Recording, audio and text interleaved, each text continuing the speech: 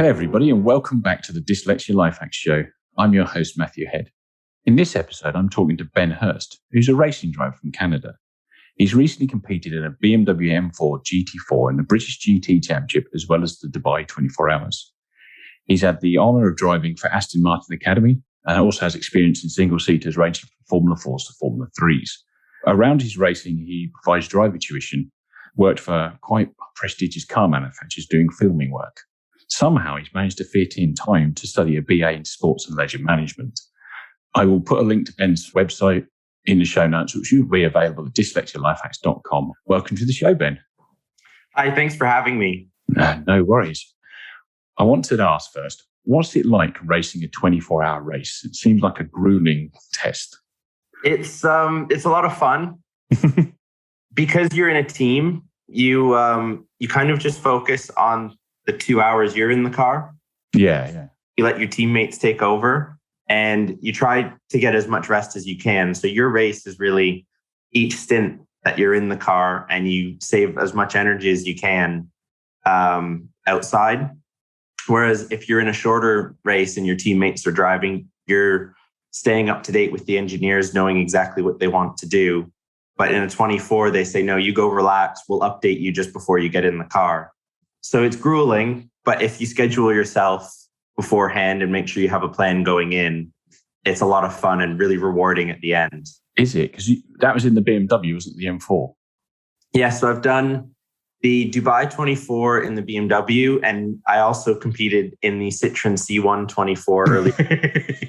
Yeah, just a bit different than like a 90-power Citroen versus 500 horsepower at the BMW? Yeah, so I think we were maybe just over 500 that weekend because you can change the horsepower on your USB stick in the car.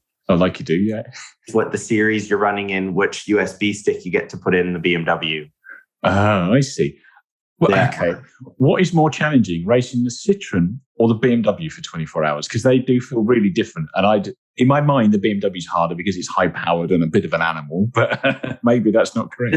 The Citroen was a bit more difficult. And for a few reasons, the BMW is so well engineered to make the driver's job easy. The concentration is quite high because you're moving a lot faster. Yeah.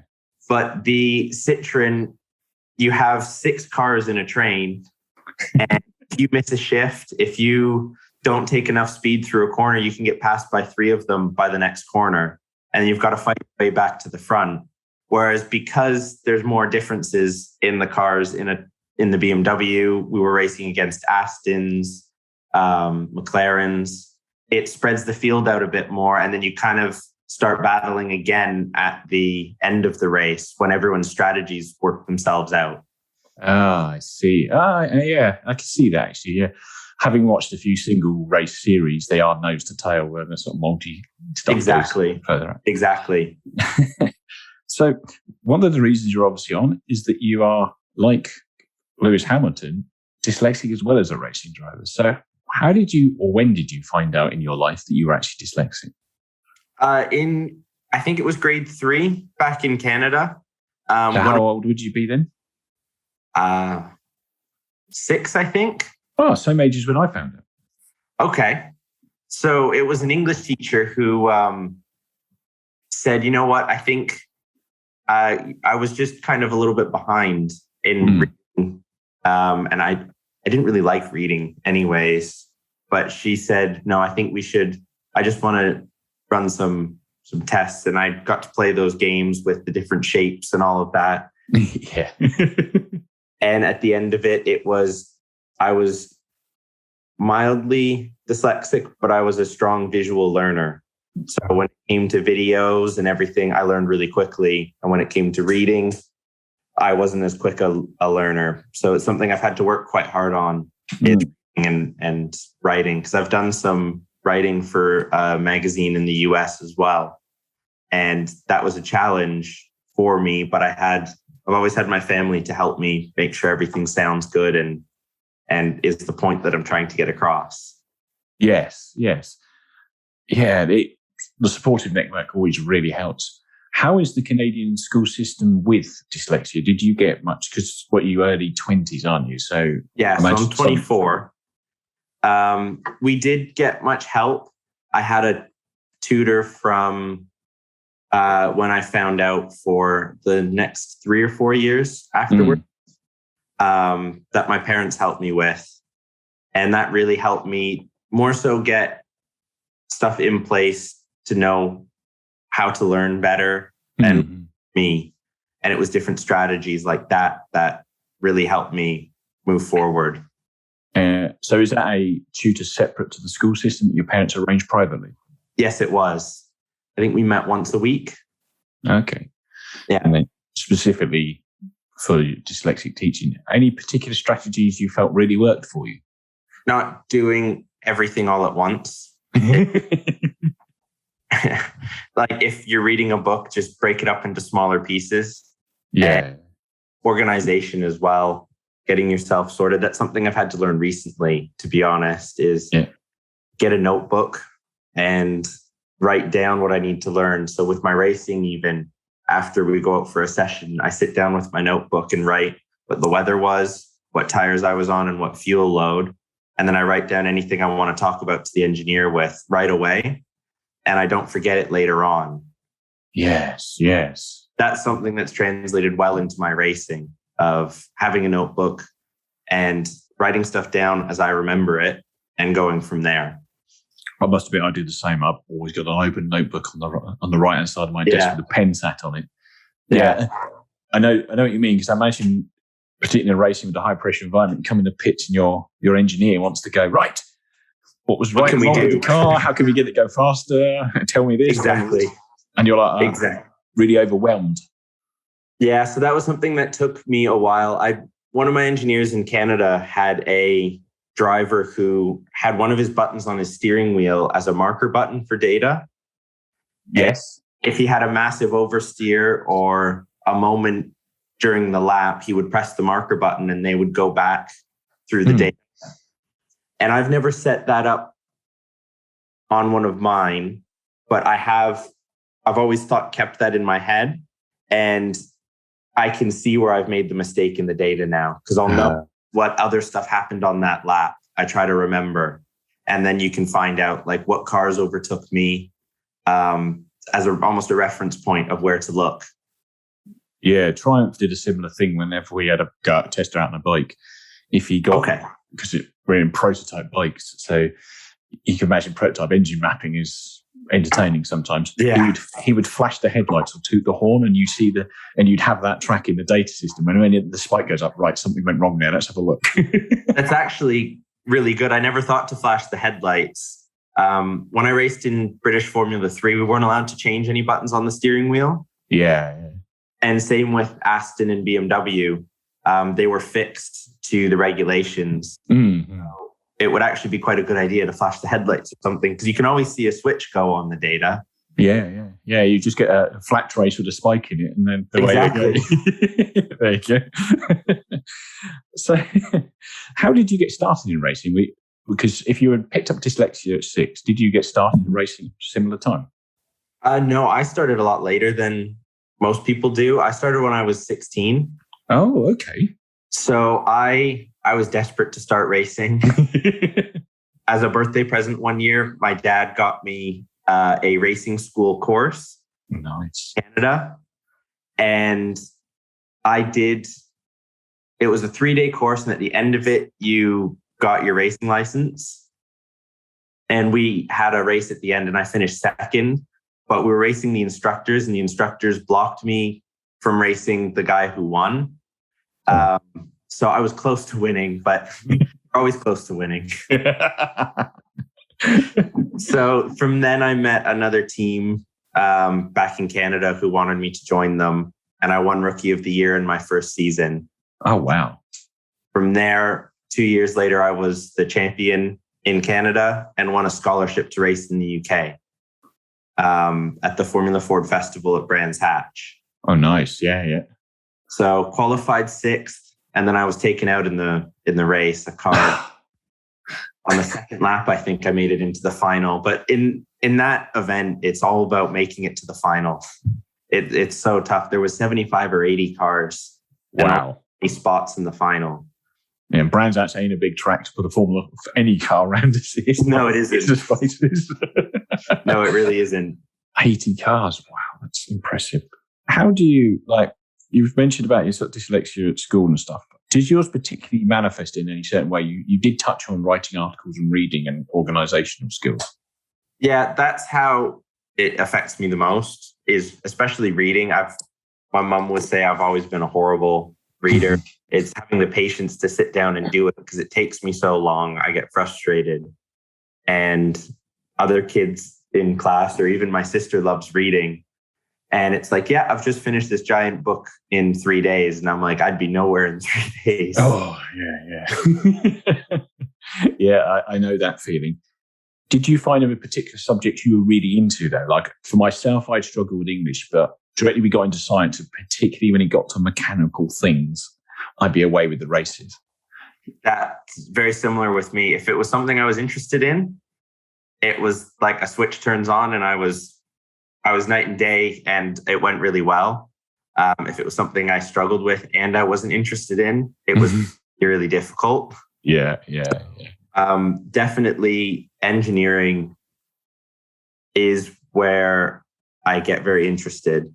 My math wasn't up to what it needed to be to get into engineering university, but also as racing driver, most drivers go to engineering so they can work on the car. But I've learned how to set up the car and everything through my racing.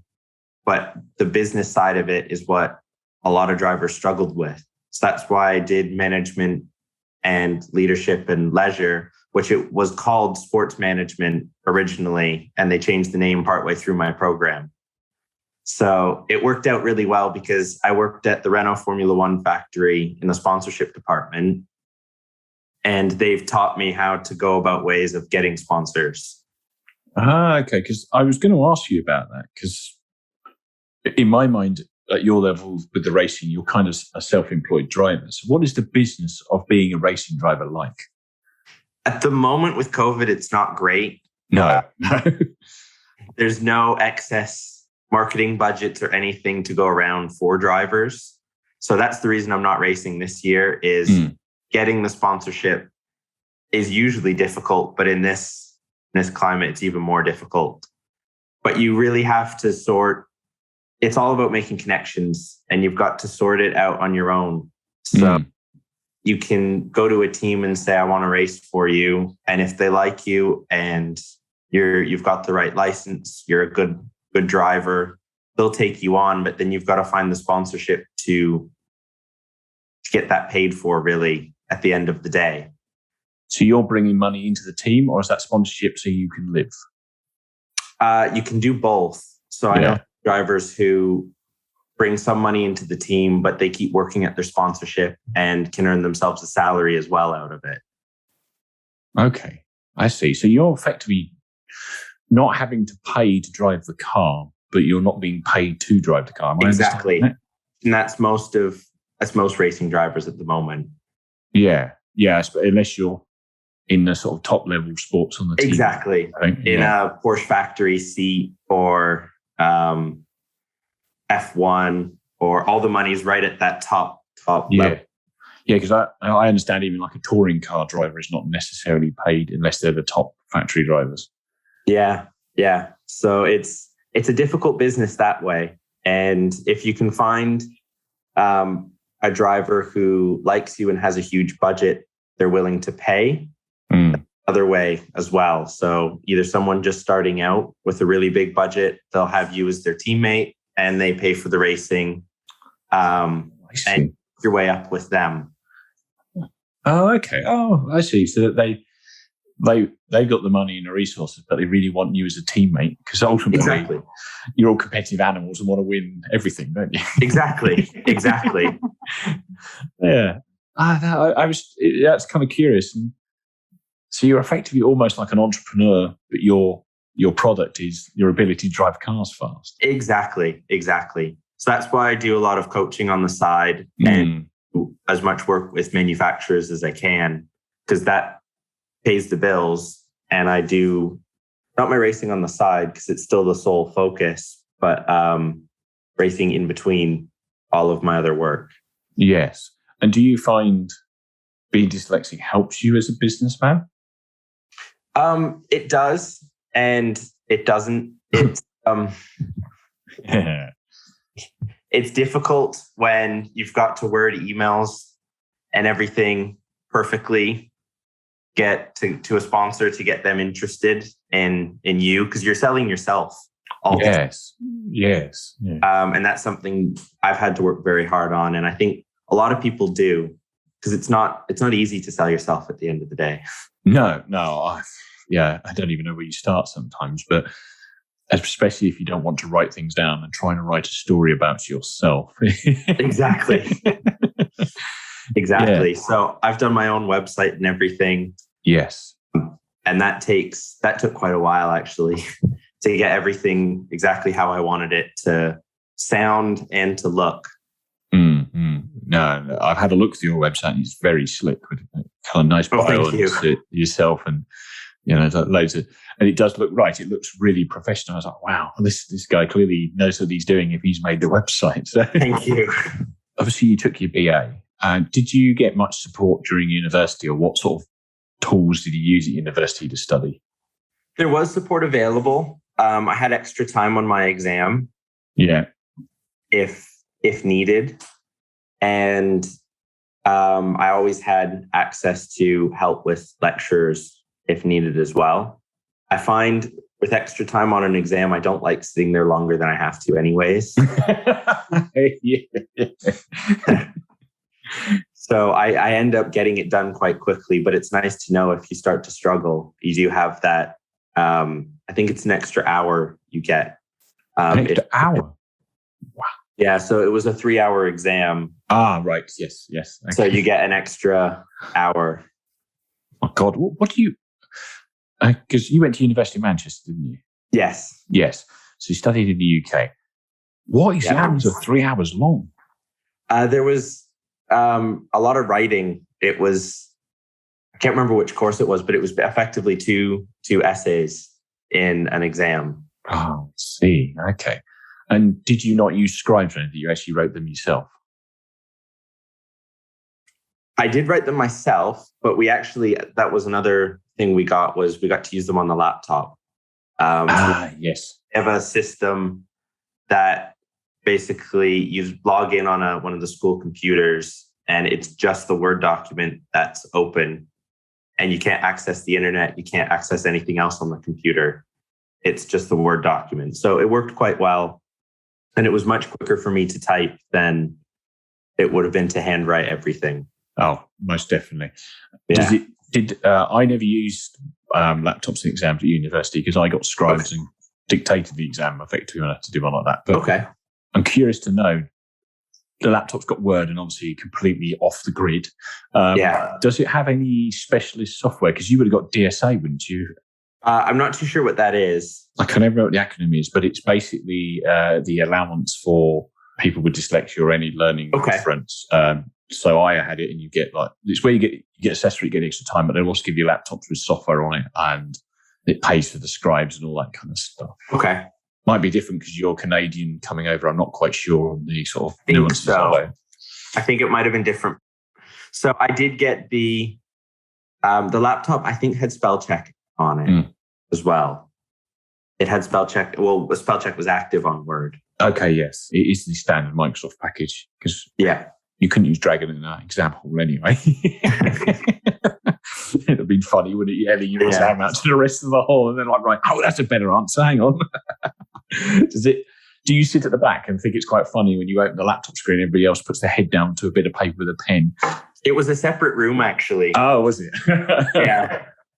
I had this vision of being stood at the front of the room, and there's all these people with paper, and there you are with a laptop screen. Typing away. I'm not on Google Honest. That's cool. I can't totally understand where you're coming from. Having the management degree allows you to be better at the business of racing drive, where the engineering degree, I guess, allows you to be better at understanding the car, which, being an engineer myself, I get that. Let's have a look at how you think dyslexia may help you driving. A few famous racing drivers, dyslexic, Jackie Stewart and Lewis Hamilton being the F1 drivers.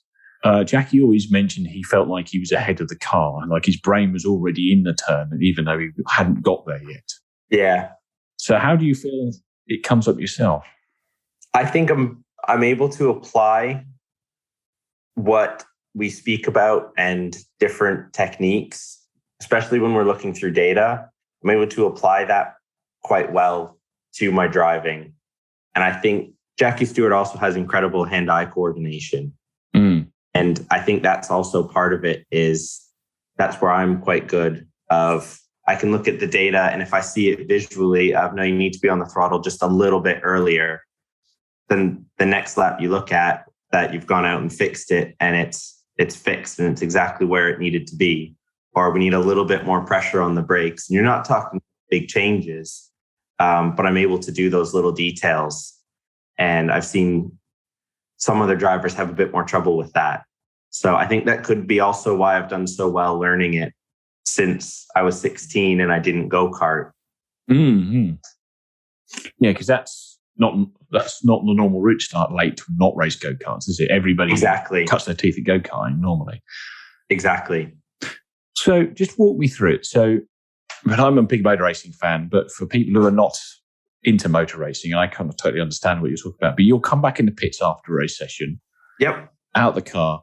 The race engineer's got all the telemetry up on the screen. And then you're having like a coaching session almost in terms of... Yeah, so the engineer's there to make sure the car is running at its optimum. And that includes the setup and how the tires are being used, and including how the brakes are used, how the throttle is applied and everything. So it's a coaching session, but it's specific to what's going on that day. Mm-hmm. And we've got the reference laps of data of a driver who's done it really well, aspects of laps that are done really well. And you compare your own telemetry to data that they have that is doing either a specific corner better or the whole lap better. And you can build on it from there. So we'll look at the throttle, the brake, and the speed of the car and work on getting it to the best that it can and as quick as possible through the lap, but also saving brakes and tires as well. And if it's a 24-hour race, saving petrol. Yes. Yeah, there's actually... I used to think it was about aggressive pushing, but and this is only from my experience of messing around with motorbikes and doing go-karting as a sort of leisure activity. But actually, the more finesse you have with it and the more delicate you are with the vehicle, exactly, it gets quicker. It's a really weird dichotomy to this big, loud thing that's going at hundreds of miles an hour. It's this gentle kind of thing through the bend. You're very gentle with the car. Some cars you have to be really aggressive with to get the lap time out of. When you're at the level of the BMW and the Aston, it's quite gentle, really, compared to what you think it would be. Because if you start to drive too late into the corner, brake really, really late, you've got all the weight on the nose, you get the car turned, but then you can't get the power down, and you're using up your front tires to get the car turned, and the back end starts stepping out on you, and you may be feeling like you're flying because the car's drifting and all over the place. But really, you back it up just a little bit, 1 or 2 meters, the car's going to be flat all the way through the corner, and you'll be accelerating out, and you'll actually have gained a big chunk of time than braking as late as possible. Yes, yeah. I guess the drifting one looks good in the photos, though. Oh, it looks great. I'm a hero. I'm 4 seconds off the pace. Yeah. Exactly. So you were saying about it, talking to the telemetry with your engineer, and he picks up points. We'll take an example of you're not picking the throttle up early enough out the corner. Yeah. So you're saying you think the way your brain works with being dyslexic and being more of a picture thinker and a visual person. Yeah. I'm sort of envisioning now that you're going down, I don't know, say the hanging straight Silverstone, just throwing it into Stowe Corner. Are you seeing that telemetry in your mind's eye as you're going around the corner, and or are you the other way around, where you look at the telemetry and visualizing where that corner is before you go back out on track? I think I can see the telemetry more than looking at the data and seeing what I'm doing on track. Because if Stowe's a really good example of braking slightly earlier. You can almost see your reference points and you're seeing the peak on the brakes when you hit it, backing off and then turning in and then waiting to go on the throttle because you've carried enough speed. I can see that whole transition and what it needs to be as I'm doing it. Yeah, that's cool. So you kind of have it sort of visually floating around in your sort of field of vision almost, but even though it's not actually there. Yeah. No, that's a great sort of example, I think, and I do very similar things in other ways. That you can just see the stuff floating around in front of you. But it's interesting. So you go out. Okay, I guess because you're now a trained racing driver, you don't have to just do one corner, but you go out. Right, I want to go here, and you can bring the data up. Right, we just need to get on it there. Yeah. Well, a good way I started was picking 3 things to fix. Yes. In a session. So you go out and first session in the morning, if it's your first time at the track, just try and learn the track. Mm-hmm. What you need to do is just figure your way around. And then when you come in and look at the data, don't do everything all at once. A bit like what I was saying earlier with reading, just go, where's my biggest loss on the lap? And then second biggest and third biggest and fix it from there. And if you get those better, then go to the next 3 spots. So you're not concentrating on the whole lap and you're not overwhelmed at each corner trying to work on something. Yes. Yeah, that makes sense. Break it down. It's like any big problem, it needs to be overwhelming. Exactly. Do you find with the analogy of seeing the data and getting on earlier, I'm thinking maybe somebody who's not a visual learner has to go out and try 3 or 4 different sort of throttle on points and then come back and check his data and see where they are and then go back out. Where you can almost iterate live on the track as you're doing laps? I always try different stuff to see what works, because you might find a better way of doing it. You might find you most likely will find a worse way of doing it. Yeah. So I always try 2 or 3 things to see if it works, and then look at the data and you can compare each of those laps with each other. And okay, that was actually, it might not have been a better lap in general, but what you did there actually worked quite well. Yeah. Because you now do tuition. So how are you finding, because you seem quite good at explaining what's going on with the car. That's, to me, seems like a dyslexia thing as well. Do you find that really helps when you're teaching other people how to drive fast? I do. So I also taught skiing in high school. Okay. And that kind of started off me trying to explain how the skis worked. When you start teaching adults, they're scared, but if you teach them how the ski actually works and how, you will stop your edging really, really, really hard. And it's like, oh, okay, that actually makes sense now. And that kind of, I've been able to translate into coaching and racing of, just explain how the car works a little bit. And then it's not overwhelming then when they're driving. And you see a lot of people braking really, really late. Yep. Because they think that's the best way to go quicker. It's almost every car I'm in, that's where they start. And if you think of the car as scales, you need to dip the weight forward, get it turned, and then get the weight on the rear. And if you're at the apex still full lock, understeering, you've gone in too hot. That's a very good analogy of the weight transfer. It's it's so tempting. Like, I just need to brake later and later and later until the ABS is on and the tires are squealing at you. Exactly. I had one recently and I said, no, you've got to just keep a little bit of brake pressure on all the way into that apex, because it was an M2. And knows if you keep just a little bit of brake pressure on, it keeps the front exactly where you want it. Okay. And you roll off of it and you can build the throttle and you can get the car turned better and get to throttle sooner. But they were obviously nervous about keeping a bit of brake on, because if you're braking late, like he was, you will spin because all the weight's forward. And it's an unnatural thing to want to do, is brake into the corner if you're braking that hard and that late. Yes, because I suppose back to your scale analogy, he or she is braking with 90% on the front scale. Well, actually, it needs to be more like 60 to be able to trail brake to the apex. Exactly. Yeah. No, that's, I like the scale analogy. I've seen various versions of it, but that's really kind of quite a nice visual way of describing how the car's working underneath people. Exactly. And I think that's where I'm able to describe it from my dyslexia, because you have to visualize it somehow. Yes. Do you find it works a lot better with people when they do see the visual kind of analogy? Usually, every person's different. Of course, yeah. You get a feel with how they learn, and you can go from there. Some people, if you have a piece of paper, you can write down, like, you've got 100, like a grips square, and you've got 25, 25, 25, 25% grip.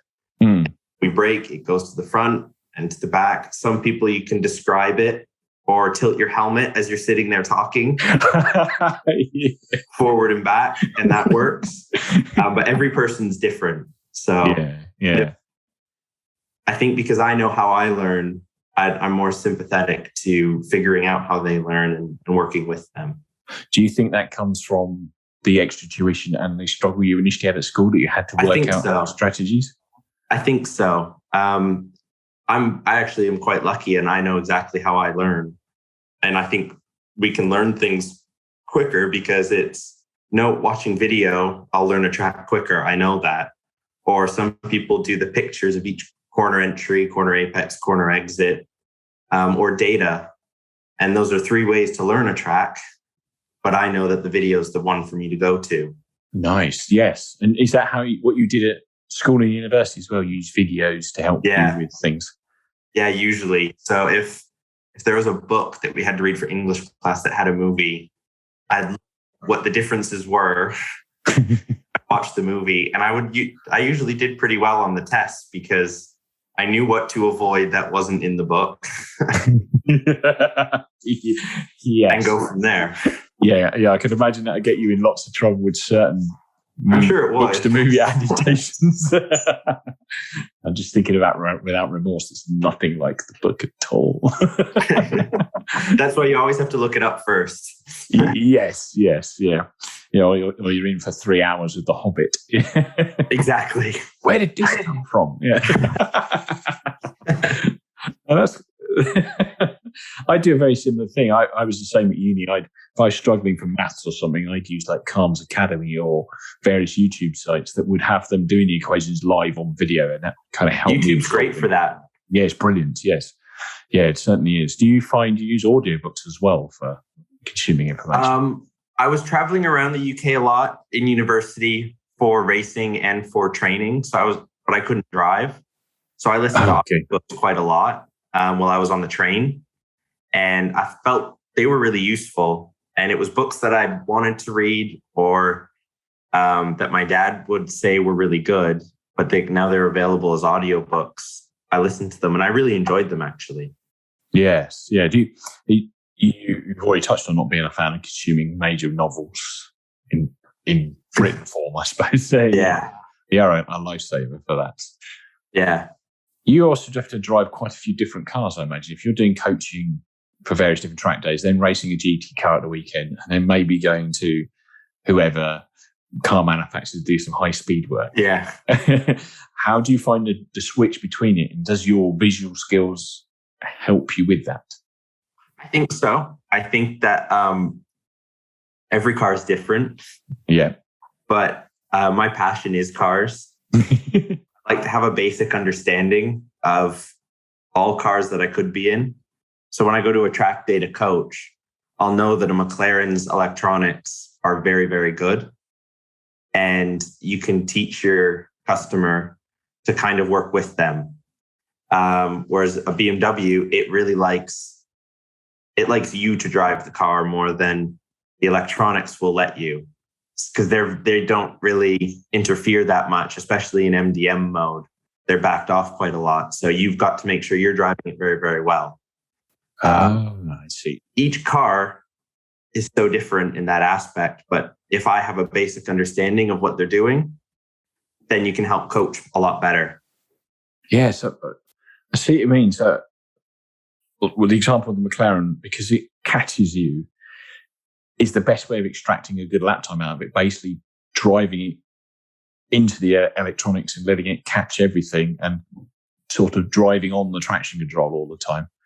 Yeah. So it's standard mode on traction control is you can put your foot down if you've got lock on. Yeah. And straighten the steering wheel, it accelerates out of the corner. Oh, wow. Will a BMW have you in the gravel trap at high speed? Pretty much, yeah. Yeah.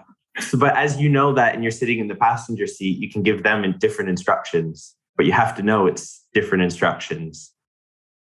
Yes. Yeah. So you have to tailor it not only to the driver's learning style, but what the car lets them get away with. Exactly.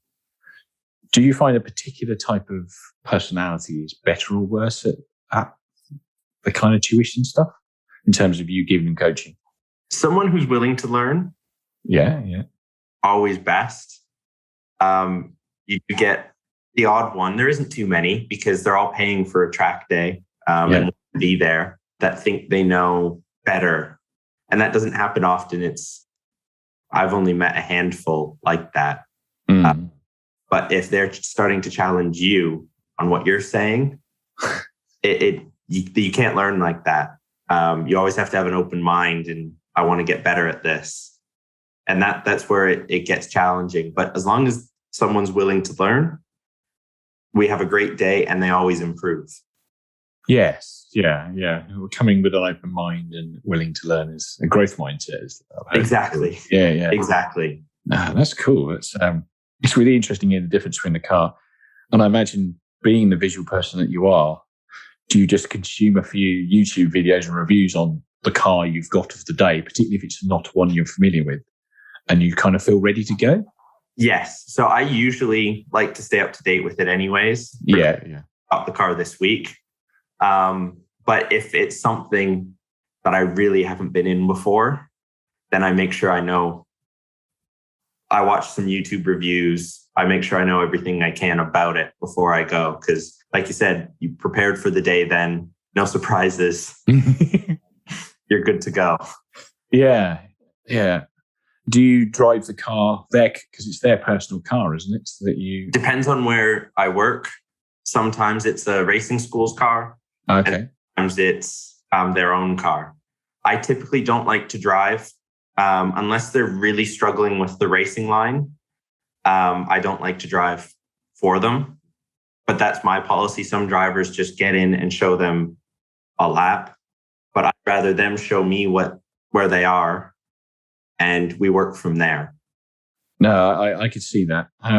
How do you sort of take I'm trying to work out, because the feedback, like myself driving a car, and I've thrown an M4 out of track at Brands Hatch once, but it's all the bum and the hands are telling you what's going on, but you're now in the passenger side, strapped in with somebody else driving it. How do you feel where they're on the limit and where they're not, and how's the car communicating to you so you can communicate it back to them?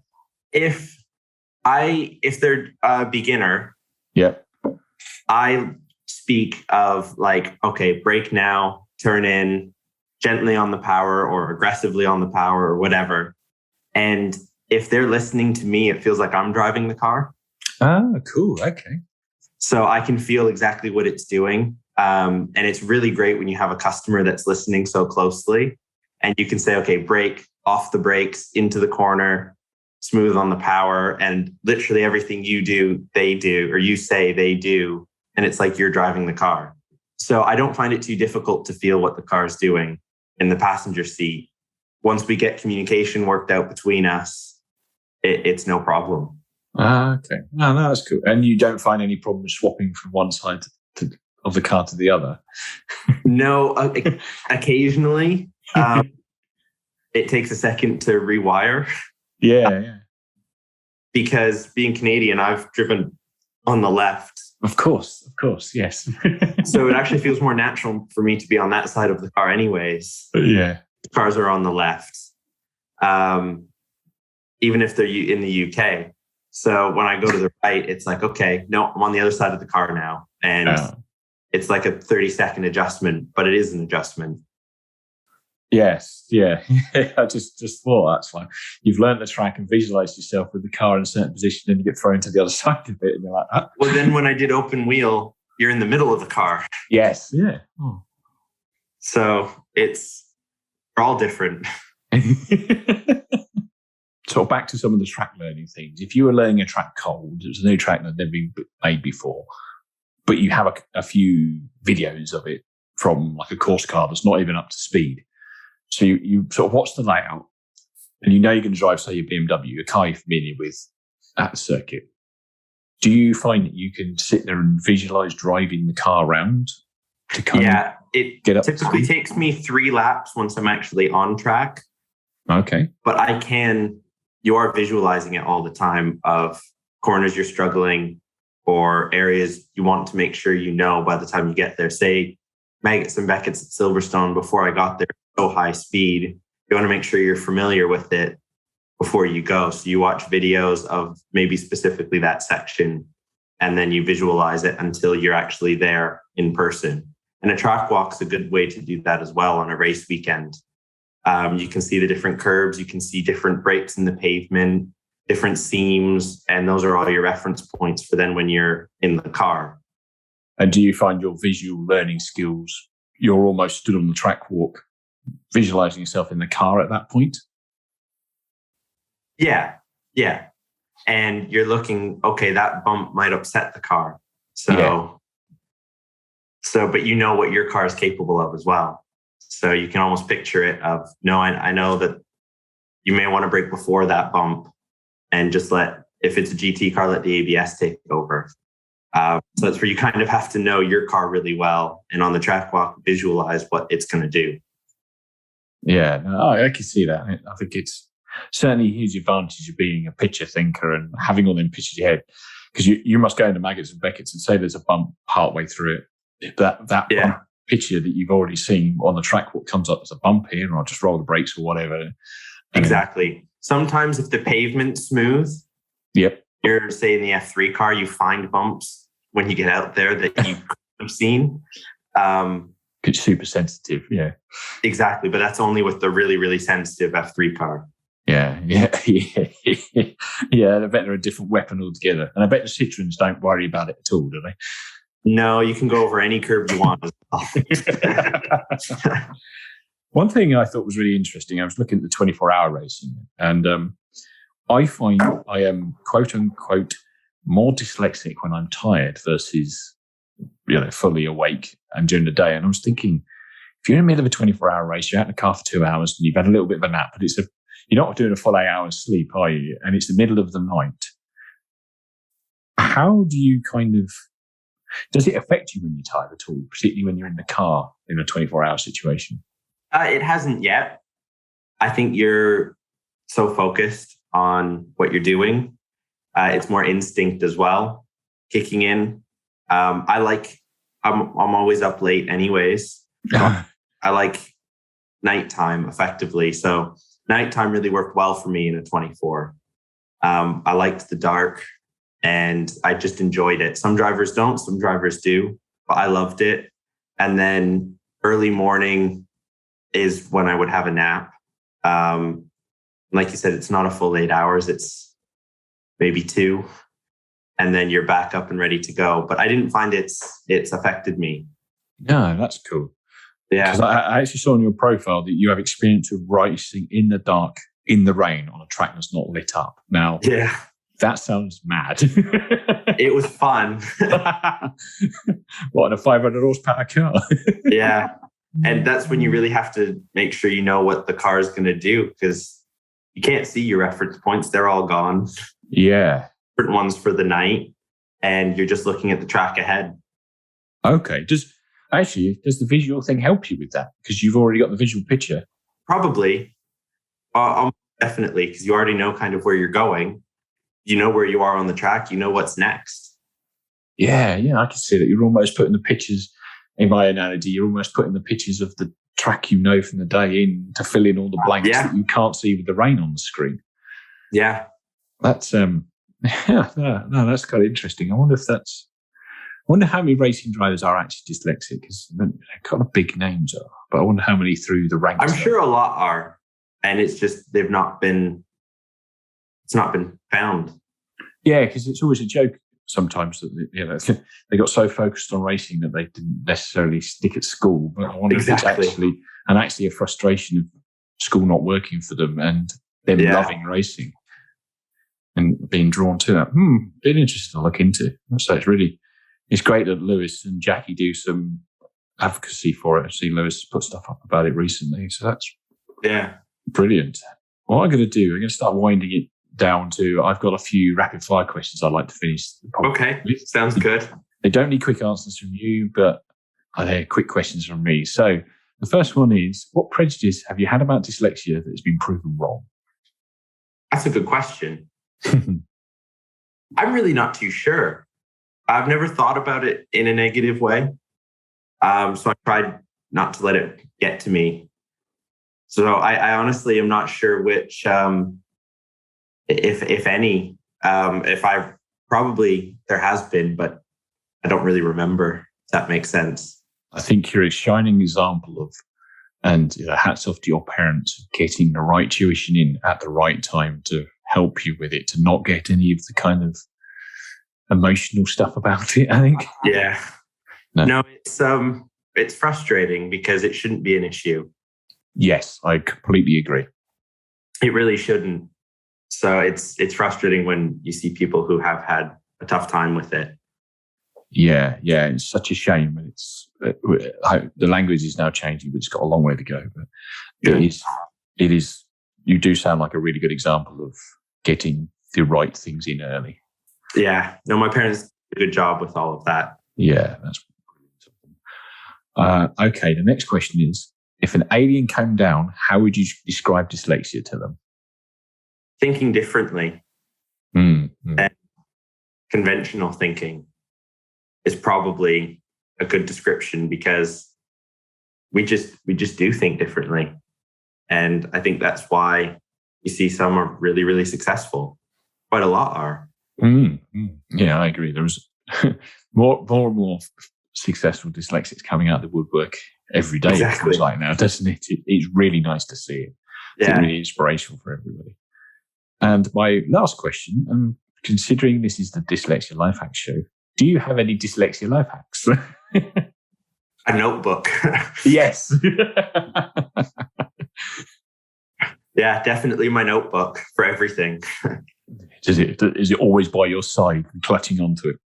Always in my backpack. Do you have this is me geeking out here. I always have a notebook and a Parker Jotter because it's just the pen I like using. Do you have like a particular pen with it? I have a Porsche pen that I use. I got it when I worked at Porsche. And always in my backpack as well. Show off, Porsche pen. It's the cheap ones, just plastic and Porsche down the side. No, it's funny how you get little routines like that. Certain type of notepad. Oh, this notepad's brilliant, and then a pen to go with it. Exactly. Is there anything else you'd like to add, or where can people find you if they want to find you? Instagram, my website. Anyone wants to have a chat or anything, just send me a message. No problem. I will link them in the show notes, which will be available at Dyslexia Life Hacks. And I want to thank you very much for taking the time to talk to me. It's been really interesting, and I think I've had a bit of fun talking about racing with somebody, which is always good fun. Me too. Thank you for having me. I really enjoyed it. Yeah, and thank you everybody else for taking the time to listen. I will see you in the next episode. Goodbye.